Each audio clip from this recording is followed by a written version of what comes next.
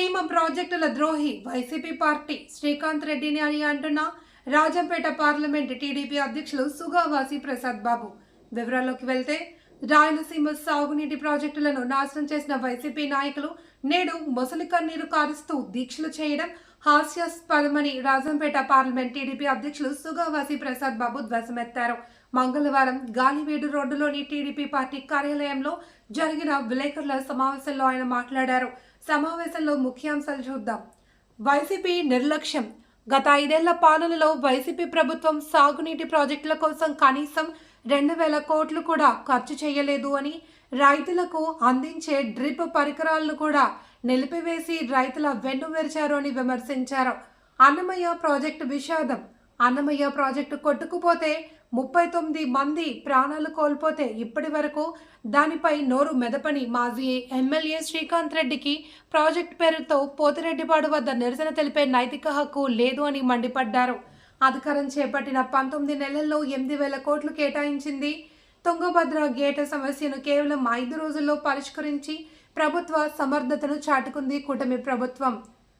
1983లో ఎన్టీఆర్ గారు Galeru, Nagari, KC canal, Velugodu వంటి ప్రాజెక్టులతో సీమను రత్నసీమగా మార్చడానికి పునాది వేశారని, వాటిని చంద్రబాబు పూర్తి చేస్తున్నారు అని, వృధాగా సముద్రంలోకి పోతున్న 2,000 టీఎంసీల గోదావరి జలాలను సీమకు మళ్లించి శాశ్వత నీటి భద్రత కల్పించడమే కూటమి ప్రభుత్వ ధ్యేయమని ప్రసాద్ బాబు స్పష్టం చేశారు.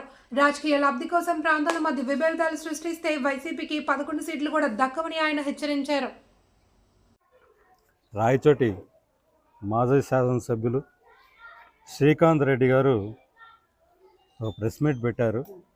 రాయలసీమకు తెలుగుదేశం పార్టీ అన్యాయం చేస్తుంది అని. ఈ నెల 5వ తేదీన పోతిరెడ్డి ప్రాజెక్టు వద్దకు వెళ్ళి నిరసన తెలిపే కార్యక్రమము వైఎస్ఆర్సీపీ పార్టీ ఏర్పాటు చేసుకుంది.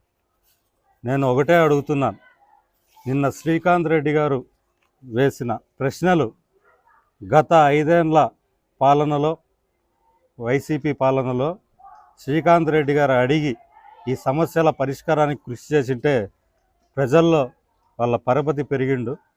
నిజంగా ఈ 5 ఏళ్లలో రాయలసీమకు ద్రోహం చేసి మళ్ళీ నేడు దీక్షలు అని చెప్పి ప్రజలను మభ్యపెట్టడానికి ప్రయత్నిస్తున్నారు వైసీపీ ప్రభుత్వం. నిజంగా రాయలసీమలో జగన్ రెడ్డి కుటుంబం ద్రోహం చేస్తే టీడీపీ తెలుగుదేశం ప్రభుత్వం న్యాయం చేసేందుకు నేడు రాయలసీమ జిల్లాలలో జరుగుతున్న అభివృద్ధి కార్యక్రమాలే దీనికి నిదర్శనం. వైసీపీ 5 ఏళ్ల పాలనలో రాయలసీమకు ఏం చేశారో వివరించి రాయలసీమ రైతులకు ఎలాంటి ప్రయోజనం చేకూర్చాలో తెలియజేసి అప్పుడు నిజంగా పోతిరెడ్డిపాడు వద్దకు వెళ్ళి వైసీపీ నాయకులు దీక్ష చేస్తే బాగుంటుంది. నిజంగా వాళ్ళు రాయలసీమకు అంత మేలు చేసి ఉంటే ప్రజలకు ఖచ్చితంగా వాళ్ళు ఈ స్థాయిలో ఓటమి చెందేవాళ్ళు కాదు. ఈరోజు తెలుగుదేశం పార్టీ రాయలసీమలో ఘన విజయం సాధించడానికి ముఖ్య కారణమే వాళ్ళు రాయలసీమ ప్రజలకు రైతులకు చేసిన ద్రోహం. Gundrevula, Vedavathi, RDS, BT project లాంటి 102 రాయలసీమ ప్రాజెక్టుల పనులను జగన్ ప్రభుత్వం ఎందుకు ప్రీక్లోజ్ చేసింది, ఎందుకు రద్దు చేసింది? గత 5 సంవత్సరాల్లో 12 లక్షల కోట్ల మన బడ్జెట్లో రాయలసీమ కోసం 2,000 కోట్లు కూడా మీరు ఖర్చు చేయలే. రాయలసీమ రైతులకు ఉపయోగకరంగా ఉండే డ్రిప్ ఇరిగేషన్ను కూడా మీరు రద్దు చేశారు. ఈరోజు తెలుగుదేశం ప్రభుత్వంలో 100 కోట్లతో డ్రిప్ ఇరిగేషన్ను మళ్ళీ పునరుద్ధరించి రైతులకు ఎంతో మేలు చేస్తున్నారు. అన్నమయ్య ప్రాజెక్టు కొట్టుకుపోయి 39 మందికి చావుకు ఎవరు కారణమయ్యారు? మీ స్వార్థ లాభం కోసం ఈరోజు అన్నమయ్య ప్రాజెక్టు కొట్టుకొని పోయింది. దాని మీద మీరు సమాధానం చెప్తే బాగుంటుంది. హంద్రీనీవా కెనాల్లో 1,700 క్యూసెక్కుల సామర్థ్యాన్ని 3,500 క్యూసెక్కుల సామర్థ్యాన్ని జగన్మోహన్ రెడ్డి గారు ఎందుకు పెంచలేకపోయారు? జగన్ పాలనలో ఆగిపోయిన రాయలసీమ లిఫ్ట్ ఈరోజు కూటమి ప్రభుత్వం ఇలా ఆపివేస్తుందని మీరు ప్రశ్నిస్తున్నారో అర్థం కావడంలే. ఇది జనాలకు కూడా అర్థం కావాలి. 2021లో ఆగిపోయిన లిఫ్ట్ నిర్మాణాలకు 4 ఏళ్లలో అనుమతులు కూడా మీరు సాధించలేకపోయారు. అనేక మార్లు జగన్ సీఎం హోదాలో ప్రధానమంత్రి గారిని కలిశారు, కానీ ఏ రోజు ఈ అనుమతులకు ప్రయత్నము చేయలేదు, అనుమతులు సాధించలేదు. రాయలసీమ లిఫ్ట్పై ఎన్టీటీ స్టే విధిస్తే జగన్ 4 ఏళ్లలో కౌంటర్ అఫిడవిట్ కూడా వేయలేదు. తన గురువు కేసీఆర్తో రాయలసీమ లిఫ్టును ఎందుకు ఒప్పించలేకపోయారో ఈరోజు శ్రీకాంత్ రెడ్డి గారు సమాధానం చెప్పాలి. ప్రాంతీయ విద్వేషాలు రెచ్చగొట్టి రాజకీయ లబ్ధి పొందడానికి కుట్ర చేసింది నిజం కాదా?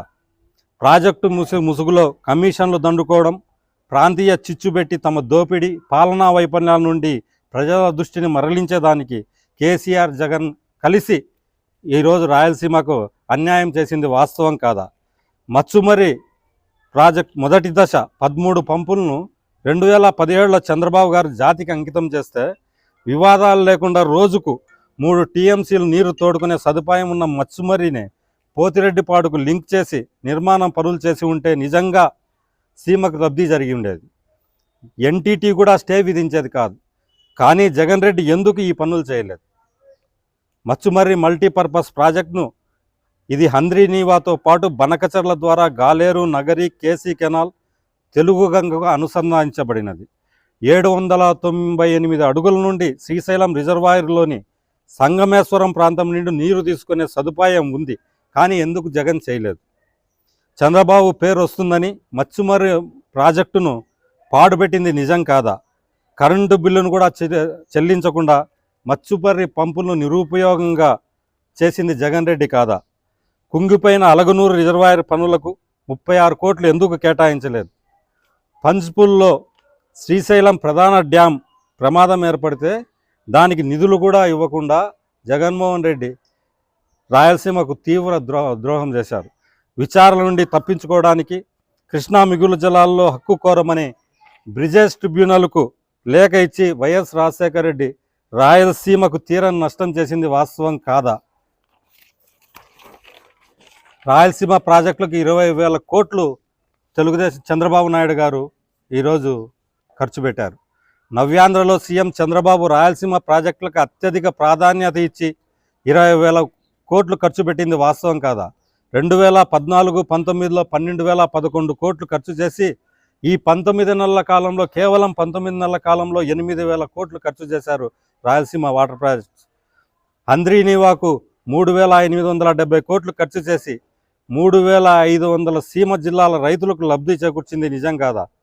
190 రోజుల్లోనే దాదాపు 40 టీఎంసీల నీటిని హంద్రీనీవా ద్వారా తరలించి రికార్డు సృష్టించాం తెలుగు కూటమి ప్రభుత్వం.